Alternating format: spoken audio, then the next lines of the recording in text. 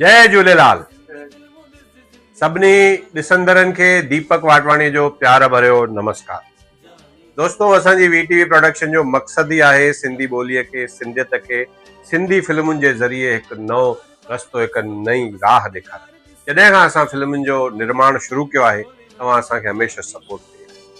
त हिननि सभिनी फिल्मुनि जो हिकु गुलदस्तो वी सिंधी फिल्म फेस्टिवल जे नाले सां असां प्रस्तुत करे रहिया आहियूं। 12 दिसंबर खां 25 दिसंबर उल्हासनगर जे अशोक अनिल मल्टीप्लेक्स में रोज़ शाम जो 7:30 बजे रोज़ानो हिकु नई फिल्म ॾेखारी वेंदी। 7 ॾींहं असांजी 2025 जी रिलीज़ छोरी अॻियां छोरा पुठियां ॾेखारी वेंदी ऐं बाक़ी 7 ॾींहं असांजूं रिकॉर्ड मूवीज़ ॾेखारी वेंदियूं, जंहिंमें सन ऑफ सिंधी, सिंधी साईं, सिंधियाणी, हिकु ॿ टे, रिटर्न्स, जानी जुदा न कर, वेलकम लक्ष्मी, घर गुरुअ जो दर, अहिड़ियूं फिल्मूं जेको तव्हांजे साम्हूं शेड्यूल असांजे वीडियो जे मार्फत अची चुका आहिनि। दोस्तों, इहे फिल्मूं तव्हांखे निशुल्क ॾेखारियूं वेंदियूं, यानी काई बि चार्ज न वठी वेंदी। जेके असांजूं रिकॉर्ड मूवीज़ आहिनि, सिर्फ़ु नई फिल्म जे लाइ 100 रुपया टिकट असां रखी आहे।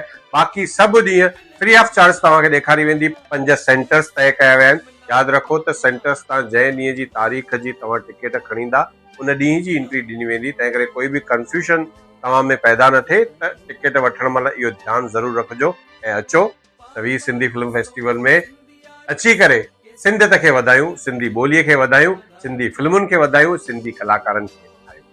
जय झूलेलाल। बार बार ॾिसो सभु सिंधी यार ॾिसो के सिंधी फिल्मूं ॾिस, सिंधी ॿोली वधायो। जानी